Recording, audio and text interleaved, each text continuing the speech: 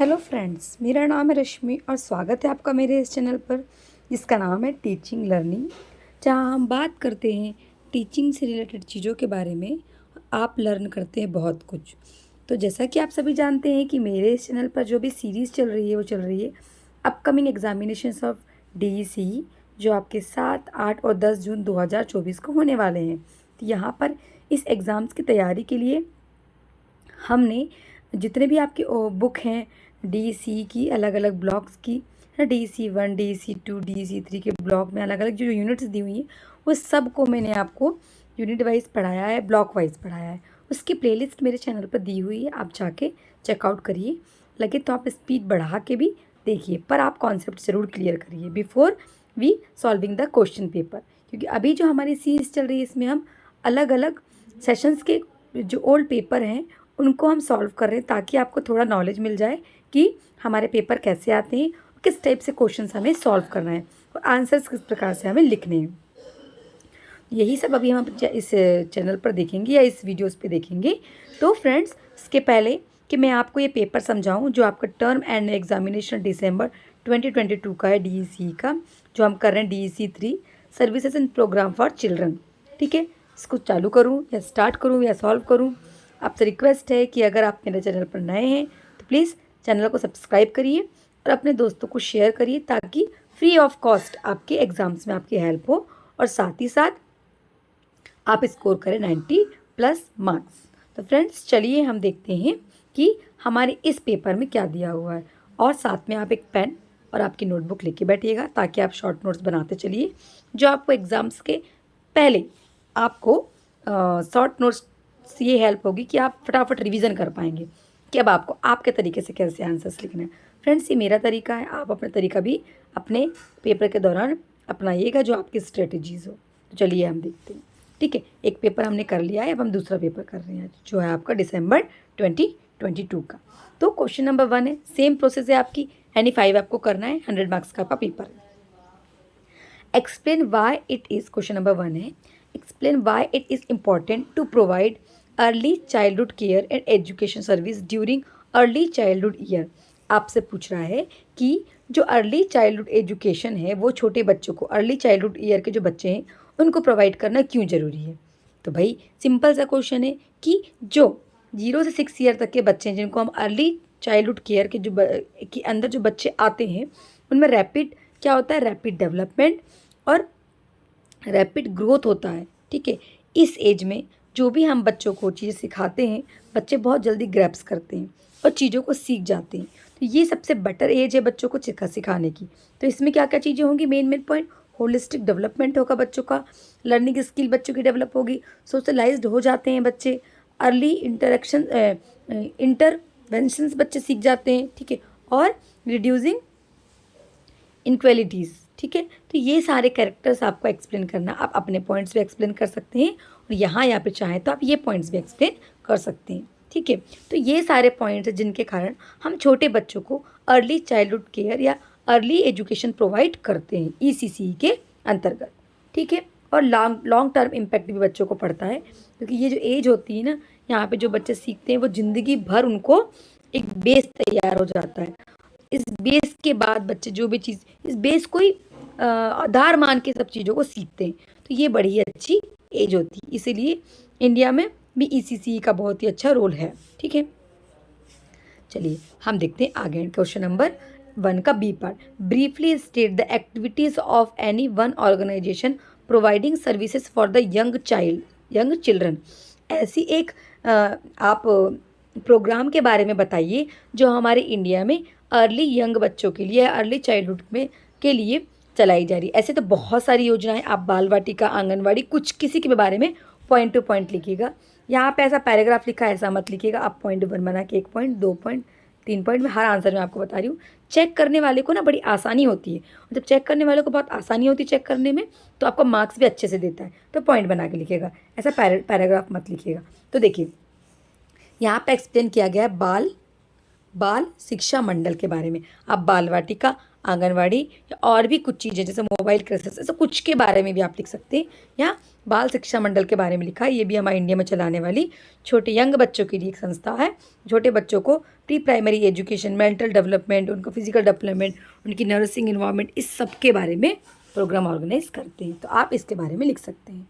ठीक है। Question number 2 ये कहता है any disabilities is only partial, the individual person is otherwise normal in all respects, do you agree with this statement, give reason for your views. बोल रहा है कि एक कोई व्यक्ति है, उसमें कोई डिसेबिलिटीज़ है, तो क्या वो डिसेबिलिटीज़ के कारण उस व्यक्ति का जो के लिए जो बाकी जो उसकी चीज़ें हैं शरीर की, या बाकी जो उसकी एबिलिटीज़ हैं, क्या उसको उसके बारे में आपकी क्या सोच है। आपको आपका स्टेटमेंट देना है कि आप अग्री करते हैं क्या कि any disabilities is only a partial, एक डिसेबिलिटी सिर्फ पार्शियल होती है क्योंकि बाकी चीज़ें उसके शरीर में अच्छे से कार्य करती हैं। तो बिल्कुल सही बात है, ये इस स्टेटमेंट से अग्री करती हूँ मैं, और शायद आपको भी करना चाहिए। क्यों?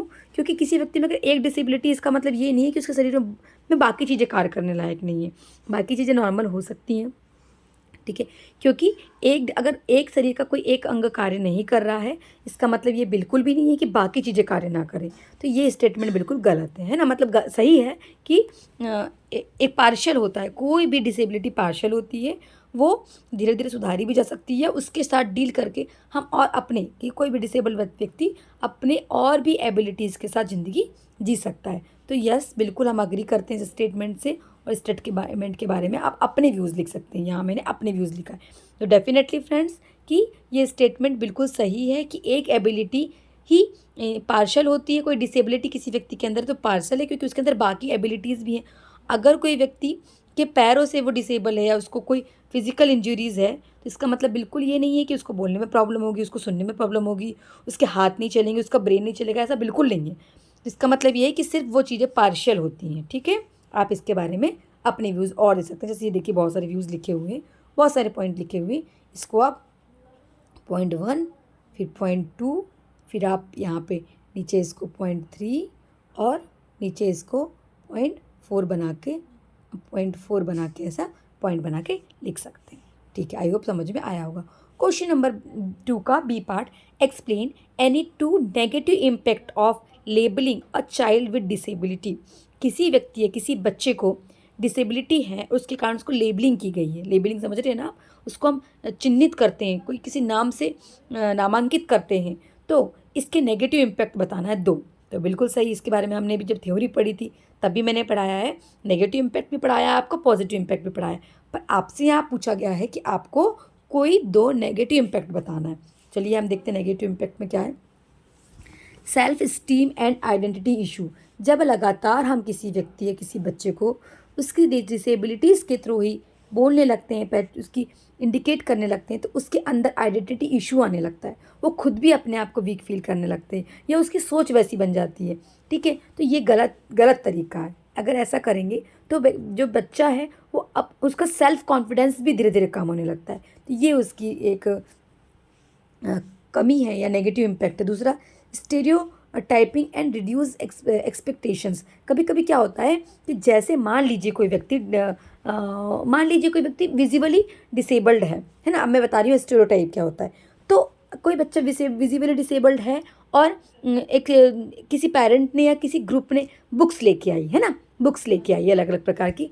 अभी देखिए लोगों के स्टेरियोटाइप क्या होता है कि एक जो ब्लाइंड बच्चा है उसको बुक नहीं देंगे क्योंकि उस बुक में चित्र बने हुए हैं। अब दूसरा व्यक्ति क्या बोल रहा है, अरे इसको बुक देने का क्या फ़ायदा, ये बच्चा तो देख नहीं सकता। स्टेरियोटाइप है ये। ऐसा बिल्कुल नहीं होता है कि बच्चा देख नहीं सकता इसका मतलब इसको आप बुक नहीं देंगे। क्यों? क्योंकि हो सकता है उसके दोस्त, उसके पेरेंट्स उसकी हेल्प करें, देखने में मदद करें या उसको सुनाएं। ठीक है। तो इस प्रकार स्टेरियोटाइप बन जाता है। ये सारी चीज़ें भी किसी बच्चे के विकास में उसको मानसिक रूप से उसको बहुत ही अलग से फील करा सकते हैं। उसको वो बहुत अपने लिए डिसरिस्पेक्ट भी फील कर सकता है या अपने लिए बहुत डिमोटिवेट भी हो सकता है। तो ये चीज़ें नहीं होना चाहिए। ये लोगों की जैसे ब्लाइंड है या कोई बहरा है तो वो स्टेरियोटाइप बन जाती है कि अब वो बहरा है तो उसका ब्रेन भी काम नहीं करता होगा, अंधा है तो उसका ब्रेन काम नहीं करता होगा, बोल नहीं सकता होगा। स्टेरियोटाइप है। तो ये उसके बच्चे के लिए या समाज में उसके लिए गलत साबित होता है। तो ये सब चीज़ें आई थिंक नहीं होना चाहिए। सॉरी, चलिए हम वापस जाते हैं। समझ गए होंगे आप, है ना, इस क्वेश्चन का आंसर। चलिए अब देखते हैं आगे। तो ये इस टाइप से आप लिख सकते हैं, अपने व्यूज़ भी लिख सकते हैं।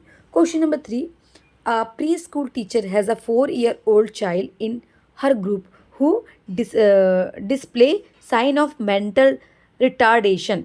एक प्री स्कूल टीचर के पास 4 साल का एक बच्चा है उसके ग्रुप में जो मेंटल रिटार्डेशन से सफ़र कर रहा है ना, साइन उसके दिख रहे हैं। What guidance will you give the teacher to facilitate the child development in different domains. अलग अलग कार्यों में आप उनको क्या सलाह देंगे कि उस बच्चे के साथ वो कैसे डील करें, कौन कौन सी गाइडलाइंस को फॉलो करें।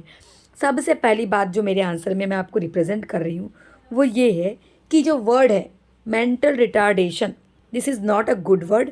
इसकी जगह हम यूज़ करेंगे, क्या वर्ड हमें यूज़ करना है मेंटल रिटार्डेशन की जगह? यूज़ करना है हमको इंटेलेक्चुअल डिसेबिलिटी। क्या वर्ड यूज़ करेंगे? इंटेलेक्चुअल डिसेबिलिटीज़ बोलेंगे हम इसको। आप मेंटल रिटार्डेशन वर्ड का यूज़ ना करें सबसे पहले। इसमें क्या है कि बच्चा थोड़ा सा डिसेबल है बस, ठीक है। तो सबसे पहले शब्दों का प्रयोग हमको सही करना है ताकि उसके साथ आप डील कर सके। उसके बाद किन किन पॉइंट्स हमको ध्यान देना है। तो पॉइंट नंबर 1, आपको इंडिविजुअलाइज्ड एजुकेशनल प्लान यूज़ करना है क्योंकि वो बच्चा मेंटली क्या है, या बोले इंटेलेक्चुअल डिसेबल्ड है, तो उसके लिए आपको अलग एक्टिविटी, अलग स्ट्रेटजीज, अलग गोल आपकी होना चाहिए।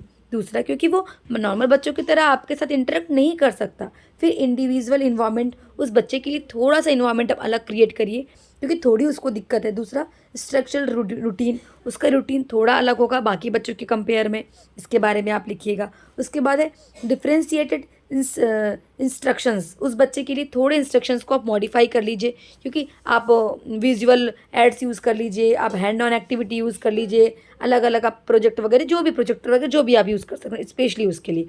फिर कम्युनिकेशन स्किल्स उसके लिए अलग होगी क्योंकि उसको प्रॉब्लम है थोड़ी। फिर सोशल स्किल्स, फिर कॉग्निटिव डेवलपमेंट, ऐसे बहुत सारे पॉइंट है। फिर मोटर स्किल उसके लिए अलग होगी, इमोशनल सपोर्ट अलग होगा। फिर पेरेंट्स से कोलैबोरेशन आपका होना चाहिए क्योंकि आप और उसके पेरेंट दोनों मिलके उसके लिए काम करेंगे। तो ये पॉइंट्स पे भी हमको बात करनी है। दूसरा, पॉजिटिव रीइंफोर्समेंट, अगर बच्चा कुछ अच्छा कर रहा है तो उसको रिवार्ड करिए, पुरस्कृत करिए, उससे क्या होगा, बच्चा खुश होगा और अपने काम को अच्छे से करेगा। और पॉइंट फ्लेक्सिबिलिटी, ऐसे बच्चों के लिए हमारा फ्लेक्सिबल होना बहुत ज़रूरी है। आपकी एक्सपेक्टेशंस में हर बार बच्चा खरा उतरे ऐसा ज़रूरी नहीं है, तो हमें फ्लेक्सिबल होना पड़ेगा। तो इस प्रकार से इतने सारे पॉइंट है, इन सब पे आपको लिखना है। देख लीजिएगा कितने मार्क्स का है, उसके अकॉर्डिंग इन पॉइंट्स को आप एक्सप्लेन करिएगा।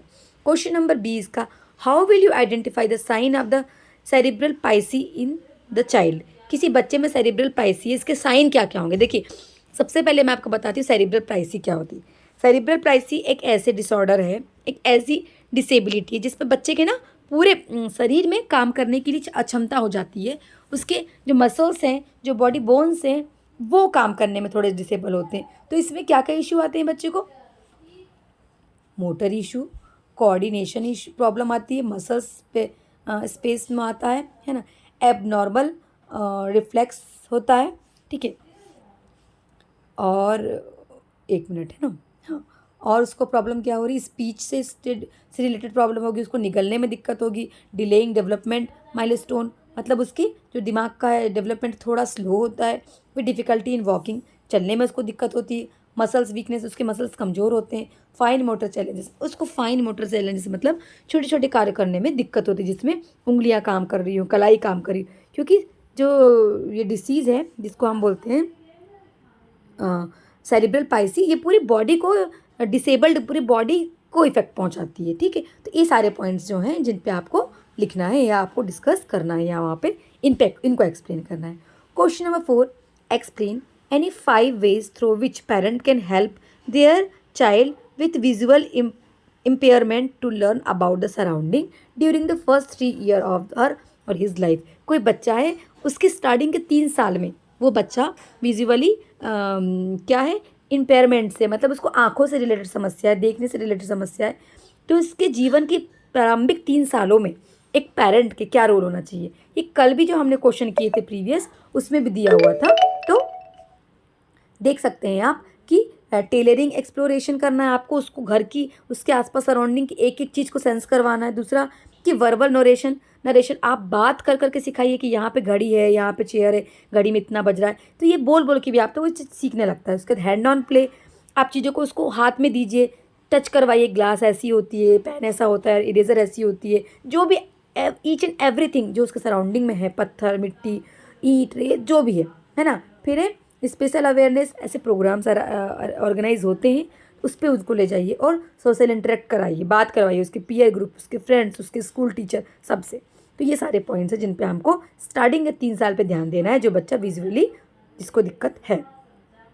नेक्स्ट क्वेश्चन है, list any 2 science that will make you suspect that a 1 year old child में हैव हियरिंग इम्पेयरमेंट। ऐसा बच्चा जो 1 साल का है और जिसको सुनने से रिलेटेड समस्या है, तो उसके लिए आप कैसे पहचानेंगे कोई 1 साल का बच्चा है जिसको सुनने से रिलेटेड समस्या है?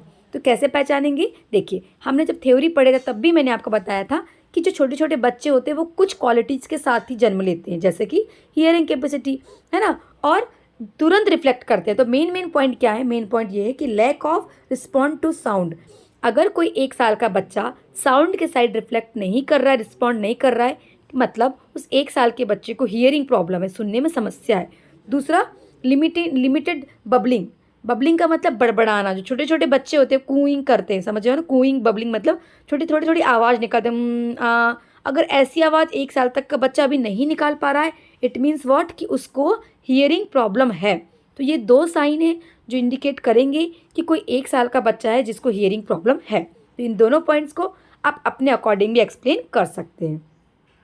The next question is question number 5A part, describe any 2 barriers in communications that may occur when an early childhood caregiver message related to the child's development to a group of parents. Give example.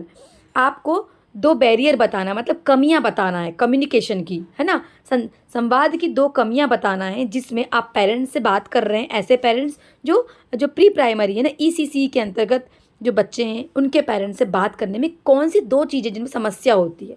तो देखिए, ऐसे तो बहुत सारी चीज़ें हैं, लेकिन हम 2 चीज़ें बताएंगे आपको यहाँ पे, जो मेन है जार्गन और टेक्निकल लैंग्वेज। कभी कभी क्या होता है ना, हम साइंटिफिक लैंग्वेज का यूज़ करते हैं, जैसे कि लिखा है मेटागोगेनाइजेशन, है ना। देखिए, प्रोनाउंसिएशन में भी हमें इतनी दिक्कत हो रही है।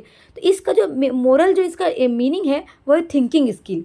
अब हम ये साइंटिफिक जब वर्ड्स का यूज़ करते हैं ना, तो नॉर्मल पेरेंट्स को समझ में नहीं आती है लैंग्वेज। तो दिक्कत ये होती है कि आप सामान्य भाषा का उपयोग करिए। आप जिस सोसाइटी में रह रहे हैं, जिस सोसाइटी से पेरेंट्स आ रहे हैं, उस लैंग्वेज का यूज़ करिए ताकि उनको समझने में इशू ना आए और चीज़ों को समझ पाएँ। दूसरा, कल्चर डिफरेंस। अलग अलग सोसाइटी, अलग अलग कल्चर से आते हैं पेरेंट्स, ठीक है। तो कोशिश करिए कि उनको उनकी लैंग्वेज में या उनके कल्चर के वे में या उनके कल्चर में जो चल रहा है, उनकी सोसाइटी में जो एग्जाम्पल्स चल रहे हैं या उनकी सोसाइटी में बेस्ड एग्जाम्पल्स के थ्रू ही उनको आप समझाइए, जिससे क्या हो, वो चीज़ों को आसानी से समझ पाए। Next B part, state 1 message that you want to communicate. कोई एक मैसेज जिसको आप कम्युनिकेट करना चाहते हैं अबाउट अर्ली चाइल्डहुड डेवलपमेंट। किसके बारे में? अर्ली चाइल्डहुड डेवलपमेंट के बारे में। To a group of parent, किसी पेरेंट के ग्रुप को। Explain why you have select this message. एक मैसेज को सेलेक्ट करना है और आपने क्यों यही मैसेज सेलेक्ट किया ये भी बताना है ना। मैसेज क्या है? Encouraging play support child development. हमने मैसेज सेलेक्ट किया है कि बच्चों को खेल खेल कर सिखाना। अब यही क्यों सेलेक्ट किया ये भी बताना है आपको। तो रीज़न इज़ दैट कि जो प्री प्राइमरी के बच्चे होते हैं, जो अर्ली चाइल्डहुड के जो बच्चे होते हैं, वो मैक्सिमम लर्निंग जो है वो खेल खेल कर ही करते हैं, प्ले वे मेथड से ही करते हैं। तो हम ये पॉइंट इसीलिए ले रहे हैं ताकि हम पेरेंट्स को बता सकें कि बच्चे खेल खेल कर ही, क्योंकि उन्हें खेलना पसंद होता है इस एज में, तो खेल खेल कर ही बच्चे सीख पाते हैं। इसीलिए हम कोशिश करें कि बच्चों को उनके तरीके से सिखाया जाए, क्योंकि इस एज में चाइल्ड सेंटर्ड एजुकेशन होता है जो प्ले वे मेथड में होता है। तो हम बच्चों की आवश्यकताओं को ध्यान में रखते हुए, और बच्चों की आवश्यकता क्या होती है इस एज में, खेल या प्ले, तो इसीलिए हमें, या आप जो भी अब जब पॉइंट ये रखेंगे एग्जाम्स के दौरान, आप अपना पॉइंट भी रख सकते हैं। यहाँ मैंने बताया कि आप प्ले सपोर्ट चाइल्ड डेवलपमेंट के बारे में बताइए जो ज़्यादा इफेक्टिव होगा। तो इस प्रकार से आप एक्सप्लेन कर सकते हैं। आप पॉइंट टू पॉइंट बना के लिखिएगा, पैराग्राफ में मत लिखिएगा। C part, what method of the communication will you use to communicate this message? Give reason for your choice. आपको बताना है कि आप कम्युनिकेशन के लिए, जब आप पेरेंट्स से कम्युनिकेट कर रहे हैं तो आप कौन सा मेथड यूज़ करेंगे और क्यों करेंगे। तो द मेथड इज़ वर्कशॉप और पेरेंट सेमिनार, हम इसको ऑर्गेनाइज करेंगे। आप और भी मेथड्स बता सकते हैं, पेरेंट टीचर मीटिंग, बहुत सारी चीज़ें हैं, ऑनलाइन ऑफलाइन चीज़ें हैं, आप वो ले सकते हैं। हमने यहाँ लिया वर्कशॉप और पेरेंट सेमिनार। इसमें क्या होता है रीज़न कि वर्कशॉप और parent seminar provide a interactive platform. इसमें क्या होता है कि आप और पेरेंट आप आसपास साथ में मिलते हैं। देखिए ये जो दिया हुआ है ना, आप पॉइंट लिखना बोल गए, ये 1 पॉइंट है, ये 2 पॉइंट है, ये 3 पॉइंट है, ऐसे 5 पॉइंट लिखे हुए हैं ना, इसको पॉइंट टू पॉइंट एक्सप्लेन करना है हमें। तो आसानी से पेरेंट्स से इंटरेक्शन हो जाता है फिजिकली। दूसरा कि क्वेश्चंस कर पाते हैं पेरेंट्स अच्छे से, आप उनके जो आप अपना एक्सपीरियंस शेयर कर पाते हैं, वो उनका एक्सपीरियंस शेयर कर पाते हैं।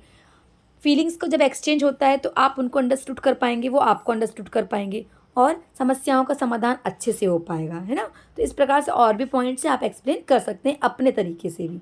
नेक्स्ट क्वेश्चन है question number 6, what are the characteristics of a good supervisor of an early childhood care and education centre. एक अर्ली चाइल्डहुड एजुकेशन सेंटर के गुड सुपरवाइजर, एक अच्छे शिक्षक के कौन कौन से गुण होना चाहिए। देखिए बहुत सारे गुण यहाँ लिखे हुए, इतने सारे, मतलब जो लिखे हुए हैं ना पॉइंट, ये 1 2 3 4 5 6 7 8 9 10 11, इतने पॉइंट लिखे हुए हैं। इन सारे पॉइंट्स को आपको ऐसे ही पॉइंट बना के लिखना है। अ good supervisor of an early childhood care and education centre should be, ये सारे कैरेक्टर होना चाहिए। क्या? नॉलेज होना चाहिए भाई उसको, क्योंकि प्री प्राइमरी एजुकेशन को पढ़ाने के लिए आपकी थिंकिंग बहुत हाई नहीं होना चाहिए, आपको छोटे लेवल पे सोचना पड़ेगा बच्चों के तरीके से। Approach supportive and open to feedback, ये होना चाहिए। Organizing in managing the schedule and the resources, observation आपका स्ट्रांग होना चाहिए, है ना। Observant of the child's behaviour and need, आपको बच्चे की आवश्यकता और बिहेवियर को बहुत अच्छे से ऑब्जर्व करना है। और एडॉप्टेबल, आपकी एडॉप्टेबिलिटी अच्छी होना चाहिए, है ना। फिर आपको सेफ्टी का ध्यान रखना है, आपको क्लीनिनेस का ध्यान रखना है, आपको कम्युनिकेशन का ध्यान रखना है, आपको प्रॉब्लम सॉल्विंग आपके अंदर, टीम वर्क, आपको ये सारे बहुत सारे चीज़ें हैं ना। तो ये सारे कैरेक्टर्स आपके अंदर होना चाहिए। आप और भी कैरेक्टर्स यूज़ कर सकते हैं जो आप खुद भी as a pre primary teacher आगे काम करेंगे तो क्या क्या कैरेक्टर्स होना चाहिए, आप थ्योरी में पढ़ा है उनको भी ऐड कर सकते हैं। बाकी इतने सारे पॉइंट यहाँ लिखे हुए हैं, आप इनको भी लिख सकते हैं as per the marks given in this question, कि क्वेश्चन में कितने मार्क्स का आपसे पूछा गया है। Next part is B, describe any 2 component of a field programme of mobile crisis. जो मोबाइल क्राइसिस होता है, फील्ड प्रोग्राम जो ऑर्गेनाइज करते हैं, इसके आपको भाई 2 कंपोनेंट्स के बारे में बताना है। तो the first component is mobile crisis on the construction side, वो साइड जहाँ पे माँ या पिता काम करते हैं और बच्चे वहीं उनके साथ रहते हैं, तो उस साइट्स में भी हम जाके बच्चों को सिखा सकते हैं, क्योंकि उन बच्चों को के लिए कोई स्पेशल स्कूल नहीं होते, उनके पेरेंट्स अलग अलग गाँवों से आके काम कर रहे हैं, तो उनके लिए ये प्रोवाइड हो जाता है कि बच्चों को हम होलिस्टिक डेवलपमेंट प्रोवाइड कर रहे हैं, उनका चेकअप अच्छे से हो रहा है, उनको न्यूट्रिशन हेल्थ रिगार्डिंग एजुकेशन दे पा रहे हैं। फिर नॉन फॉर्मल अर्ली एजुकेशन, अब छोटे छोटे बच्चों, क्योंकि हम ECC की बात कर रहे हैं, यहाँ हम बहुत कुछ नहीं सिखाते, पर यहाँ बच्चों को हम क्या सिखाते हैं कि प्री प्राइमरी यानी स्कूल जाने से पहले हम बच्चों को रेडी कर रहे हैं कि वो इतने रेडी हो जाएं कि अब स्कूल जाएं तो उनको बेसिक बेसिक चीज़ें आएँ। तो motor development, cognitive development, emphasizing social development, emotional development, language development, ये सब बच्चों का हो जाता है। तो ये जो है कंपोनेंट्स हैं किसके, मोबाइल क्राइसिस के। Question number 7, this is last but not least. देखते हैं क्वेश्चन नंबर 7 के 4 पार्ट होते हैं, इनमें से एनी 2 आपको सॉल्व करने होते हैं। तो part A, contributions of any one educationalist in the area of the early childhood care and education. आपको ECC में कार्य करने वाले अलग अलग एजुकेशनलिस्ट के बारे में लिखना है, मतलब बहुत सारे हैं, उसमें आपको किसी एक के बारे में लिखना है। तो मारिया मॉन्टेसरी के बारे में आप बहुत अच्छे से जानते हैं, हालांकि इंडिया की इनकी जो प्रिंसिपल था वो इंडियन नहीं था, लेकिन इन्होंने प्री प्राइमरी पे बहुत सारा फोकस्ड किया और activity based, hand on activity based इन्होंने एजुकेशन पे बात की छोटे छोटे बच्चों के। तो इसके बारे में आप लिख सकते हैं ना, क्योंकि इंडिविजुअल नीड्स बच्चों की अलग अलग होती है, उसके अकॉर्डिंग इन्होंने ECC पे बहुत बड़ा काम किया, इस पे अलग अलग कोर्सेज भी हैं, ठीक है। Next part B, dealing with the child's aggressive behaviour, dealing. तो आप जो छोटे छोटे बच्चों का एग्रेसिव बिहेवियर है उसके साथ डील कैसे करेंगे, देखिए पॉइंट लिखा हुआ है, किन किन बातों का, स्टे काम, आपको शांत रहना है, एड्रेसिंग इमीडिएटली, उनको तुरंत थोड़ा शांत कराना है, उनको प्रिवेंट करना है। फिर यूज़ पॉजिटिव लैंग्वेज, आपको अच्छे शब्दों का प्रयोग करना है। टीच अल्टरनेटिव बिहेवियर, उनको बिहेवियर उनका इतना अच्छा होना चाहिए कि ऐसा बिहेव ना करें, उनको सिखाइए और आप भी उनके साथ अच्छा ट्रीट करिए। सेट बाउंड्रीज, कुछ बाउंड्रीज सेट कर दीजिए। ऑफर गाइडेंस, उनको गाइडेंस प्रोवाइड करिए। प्रोवाइड पॉजिटिव अटेंशन, उनको हमेशा पॉजिटिव अटेंशन दीजिए, रिवार्ड दीजिए, खुश करिए उनको, बच्चों को हमेशा उनकी तारीफ़ करिए, है ना। बी पेशेंस, आपको हमेशा धीरज रखना है ऐसे बच्चों के साथ डील करने के लिए, है ना। C part, adopting classrooms and sitting arrangement to support a child with the hearing impairment। ये बहुत बार पूछा गया क्वेश्चन है, मतलब मैं बता दूं आपको कि हर पेपर में ये क्वेश्चन आता है हर बार, तो it is very important question. लिख देती हूँ मैं IMP, actually it is very very important question. बार बार पूछा गया क्वेश्चन है कि कोई बच्चा है जिसको हियरिंग प्रॉब्लम है, हियरिंग इम्पेयरमेंट है, तो उसके साथ एक प्री प्राइमरी टीचर कैसे डील करेगा। तो कैसे डील करेंगे हम, फ्रंट सीटिंग, उसको सामने बिठा लेंगे, रिड्यूस नॉइस, नॉइस रिड्यूस करेंगे। विजुअल एड्स, आप विजुअल एड्स का यूज़ करेंगे, दृश्य वाले मटेरियल्स का यूज़ करेंगे, पढ़ाएंगे उससे। फिर क्लीन साइडनेस, आप क्लियर साइडनेस उसका इंश्योर करेंगे कि the child can C both teacher and the any visual materials, जो भी मटेरियल्स आप यूज़ कर रहे हैं उनको, और टीचर्स को, बच्चे आसानी से देख पाए, वो बच्चा जिसको विजुअल प्रॉब्लम है। Face and classes, sorry face the class, है ना। Position the child to they can see other faces during the discussion. उस बच्चे को ऐसे सिचुएट करिए कि जब कोई क्लास में डिस्कशन हो रहा हो तो बच्चा आसानी से देख सके, है ना, क्योंकि देख पाएगा जितने भी उसके विजुअल, जितनी भी कैपेसिटी उसके देखने की है, क्योंकि एकदम ब्लाइंड नहीं है, उसको विजुअल प्रॉब्लम बस है, ठीक है। Loop systems, consider using hearing loop system for, hearing problem, sorry ना, विजुअल प्रॉब्लम नहीं है, हियरिंग प्रॉब्लम है ना। तो हियरिंग लूप सिस्टम प्रोवाइड करिए जिससे उसको साउंड अच्छे से जाए। दूसरा है कि हियरिंग, और बच्चे को हम पास रखने के लिए क्यों बोल रहे थे, कुछ पॉइंट भी यहाँ बोला गया है कि पास में रखिए, सामने दिखाइए उसको, वो देख सके, ताकि लिप्स मूवमेंट्स को भी देख सके, उससे भी बच्चा समझ पाता है कि सामने वाला व्यक्ति क्या बोल रहा है, ठीक। ये सारे ग्रुप वर्क करवाइए, फिर कम्युनिकेशन प्लान करिए उनके लिए, उसको बोलने का मौका दीजिए, पेरेंट्स के साथ इंटरेक्ट करिए। ये सारे तरीक़ों से आप उस बच्चे की समस्या का समाधान कर सकते हैं।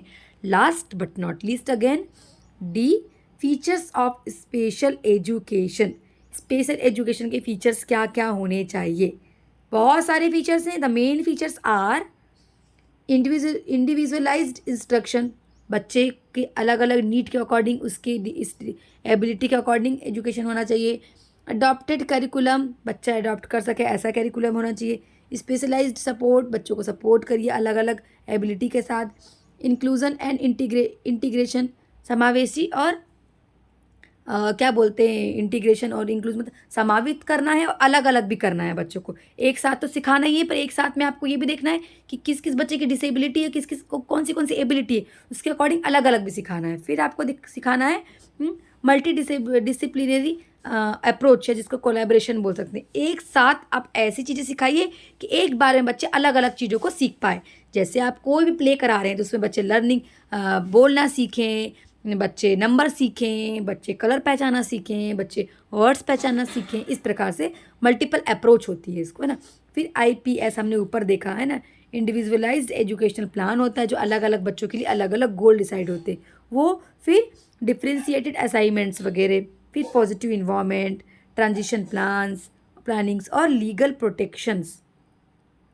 तो इस प्रकार से आप जो क्या है features of the special education के ये सारे फीचर्स हैं, इन सब पे आप बात करके एक्सप्लेन कर सकते हैं। आप देख लीजिएगा कितने मार्क्स का पूछा है और इनको एक्सप्लेन कर सकते हैं। तो आई होप आपको ये समझ में आया होगा ये पेपर में आपको क्या क्या करना है।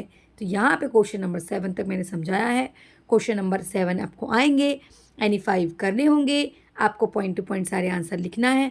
पॉइंट टू पॉइंट लिखने से फ़ायदा ये होगा कि मार्किंग आपकी अच्छे से होगी। फ्रेंड्स, आई होप आपको ये पूरा समझ में आया होगा। जहाँ समझ में नहीं आ रहा है आप पॉज करके देखिए, बार बार रिपीट करके देखिए, या फिर आप कमेंट करिए कि मैम ये पॉइंट हमको समझ में नहीं आ रहा। और ध्यान रखिए कि बहुत सारे क्वेश्चंस ऐसे हैं जो बार बार रिपीट हो रहे हैं और डेफिनेटली रिपीट होंगे।